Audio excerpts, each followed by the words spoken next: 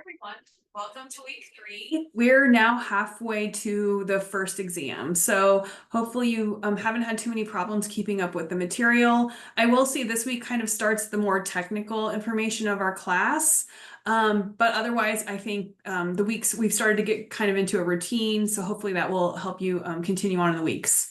I do have to apologize. I forgot to send out an announcement on Friday to remind you to finish up a lot of your work on Sunday night, but it looks like almost everyone was able to finish their work on time, so that was good. I will try to remember to send out those announcements on Friday or even before Friday just to remind you what's due that week. I also forgot my other class, so this is just part of me getting back into the routine in the fall. But if you ever have any questions, or if I forget to send out that announcement and you somehow forget your assignments, you can always look at your Canvas to-do list. Those assignments should show up in the to-do list because they have the due dates that are correct for that assignment. So like September 1st was the due date for most of the assignments last week, for example. If not, we can always negotiate something about turning in your work late because you just didn't remember since I didn't send out an announcement. If that's true for anyone this week, just email me or send me a message on Canvas and we can figure out how to change your due date. But most everyone was able to complete their assignments on time, so I'm not too worried about it. I wanted to show you some announcements I did put up in our class modules. Let me share my screen here. So let's go to our modules. This is our class. Here's the modules page. Obviously, I have everything here for week 3. And it's very similar to week 2. So the week should be mostly similar except for test weeks from here on out. The first week was just like a lot of stuff, but most weeks are about the same. What I did want to show you was these announcements. They're on the bottom module at the very bottom of the page. For those of you who are in Manhattan or near Manhattan and are interested in joining the student chapter of SHRM, we have the dates for the fall meetings. The first one is tonight at 6 o'clock down here in room 4061. That's the executive conference room in the business building. You would go up the elevators to the 4th floor, go to the left, and it's a big conference room on the left. If you aren't able to make it tonight, because I know this is a very last minute announcement, feel free to come to the rest of the meetings. You can still miss one meeting and still be an active member or an active participant in SHRM.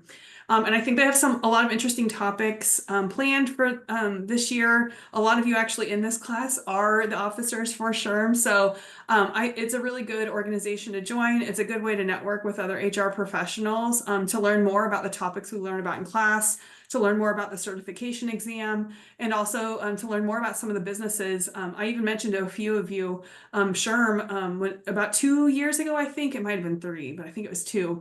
We went to Amazon to a warehouse, and I know some of you used Amazon as your example company. So the field trips could also be important in just kind of finding out more about different employers. The other thing I wanted to show you is our Phillips 66 case competition. I want to encourage every single one of you to apply for this case competition. You don't have to have ever done a case competition before. There's no specific class requirement here. It is required in some classes. I think in the strategy capstone classes, it's required that you actually do the case competition, or at least the case that's part of the competition. It is not required in our class, but I highly encourage all of you to participate, even those of you on the global campus students, because this is a competition where you can earn scholarship money. It's a great thing to put on your resume for jobs, but it also gives you a lot of experience in how to think about strategy and organizations and how the strategic choices we make influence all of the aspects of business. So I put the case competition guidelines here. You will be in teams of 3 or 4, and you have to find your own teams. For those of you on global campus, or even those of you here on campus, if you don't have a team, let me know, and I can find students who you might want to work with. You could even form teams in this class. I would highly encourage, or at least from my experience, I would highly encourage you to consider students who are in different majors. So in the last few years when I've seen these case competitions, and we usually do several a year at the university, but this is like our big one. This is a big donor for our college.